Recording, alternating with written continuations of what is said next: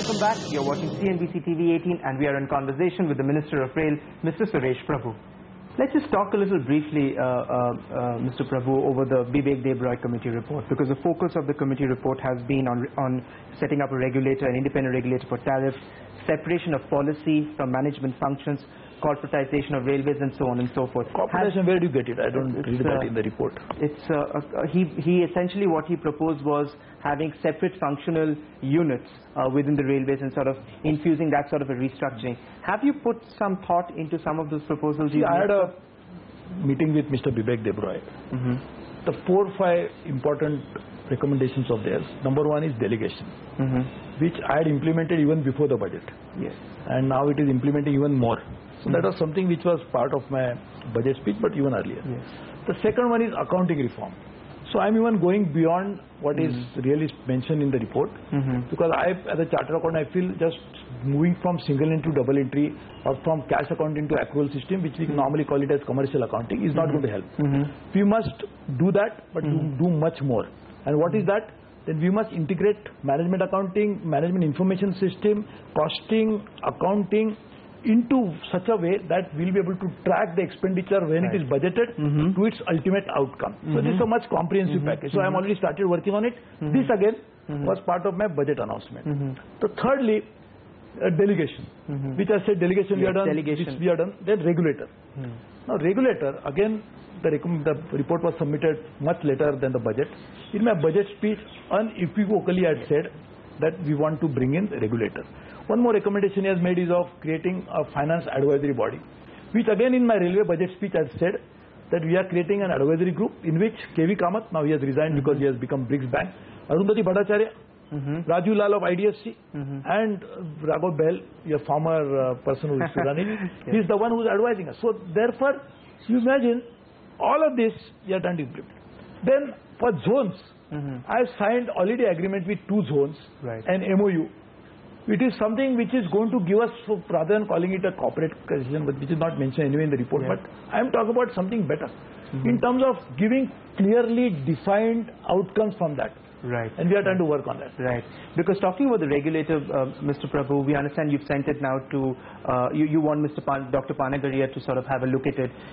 Can we expect the regulator to be in place before you announce your next budget? Definitely, I think so. I hope so. But I think we are really gearing up for that. And I really hope. And again, the comprehensive budget, what we have talked about is the regulator.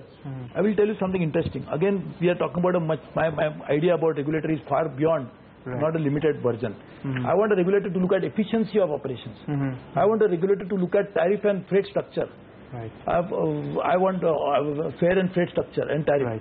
I want a regulator to also go into the PPP part. So I think this will be a very interesting model. On PPP, Mr. Prabhu, we've seen that while sectors of roads, highways have attracted in the past a lot of PPP, the response has been somewhat more tepid as far as railways is concerned.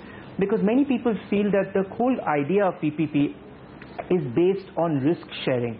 And the problem that a lot of private sector companies tell us is that the railways is not bearing that kind of risk as much as they. To give you one simple example, sir, is of the operator scheme, the carrier operator scheme that was announced somewhere around 2006, 2007.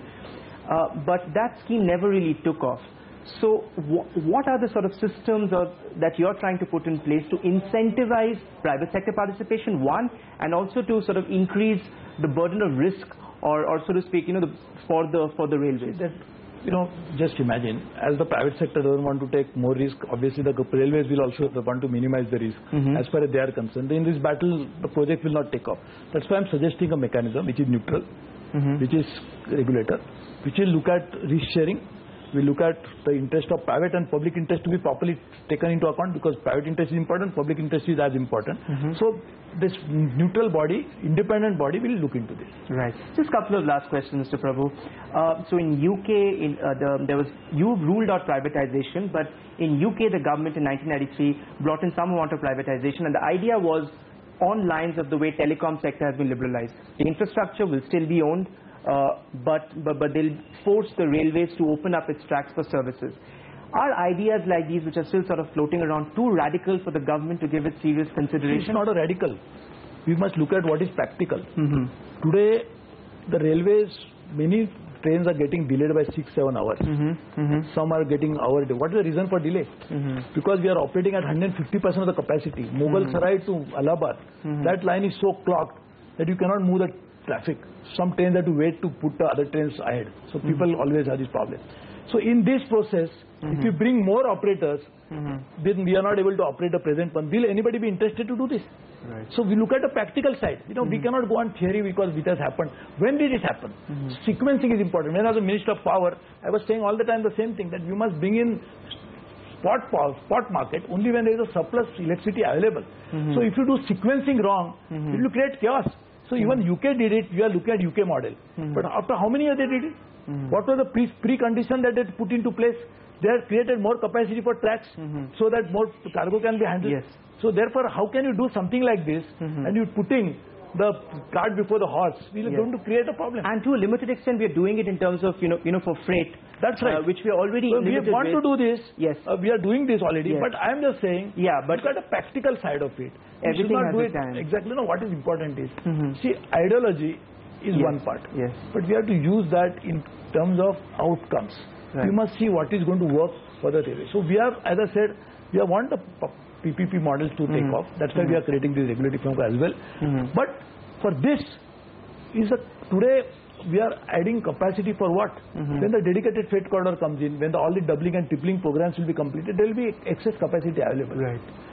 So one pillar of your tenure has also been on improving safety, and you've unveiled the safety plan over the next 5 years. So after you made those investments, can India move towards a period where Indian Railways will be called a zero accident? Actually, sort of. Really, we've seen some grim incidents in the recent past. I was just asking somebody, European accident record and India's accident record, one must compare, and then you can feel whether India is doing badly or. But my idea is not that. I don't want to compare with any other country.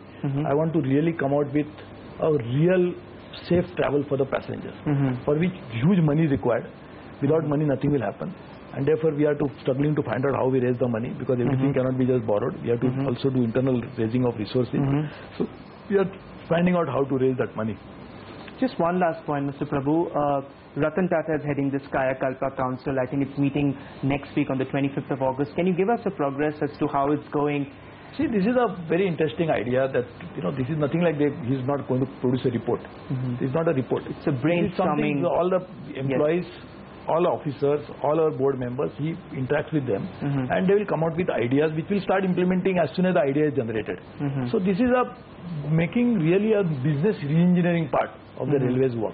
And as you know, any organization, you cannot run that organization without people. So people have to be motivated, people have to be geared up, people must be thinking that they are also taken into account with confidence and they are part of the process. No scheme can ever succeed if it is not owned by the organization. And the organization ownership will come only through participation. When you really understand, you respect them, you understand them, and you make them partners. So that is the process. So has the precarious patient now moving out of the ICU slowly, or it still requires time to recover? The patient itself, I really feel that's something which I request you and your audience to understand, that any new project, doubling, tripling included, is not going to be completed in less than 5 years. So you cannot see any dramatic change unless the projects are completed. You cannot do anything unless the capacity is augmented. I wish I could do it in 6 months, but I don't have this magic, or nobody can do it. Even we compare with China, they do much larger volume, but they do larger volume in almost the time limit taken maybe a year less, or this is our Indian system, we have to take that into account. But anywhere in the world, whatever time it's going to take, I think we can try to cut down the time, but still in Indian context, if you put that India situational issue in that, I think unless we take that 4-5 year time frame, the real improvement cannot be seen. That's in terms of speed, in terms of safety, in terms of quality of service. But already I am telling you, we have been able to, customer service is concerned, whether it is cleanliness, whether it is something to do with quality of food, because 2,000 trains have got e-catering service. So you have a big choice there today. We are trying to put laundries so that mechanized laundry will reduce the complaint that people get it from because of use of this. We are trying to make now IRCTC. The number of complaints we used to get. Now people are sending emails saying that IRCTC is one of the best experience in terms of dealing. I had to work on it. We got people involved, we got top people involved, and we got it done. So fixing problem, what can be done in short term, we are trying to do it. Right. So that we are not even trying to do it in a shortest possible time. Right. But what is going to take reasonable time? 4 years, 5 years, that much time we must have, because we cannot help it.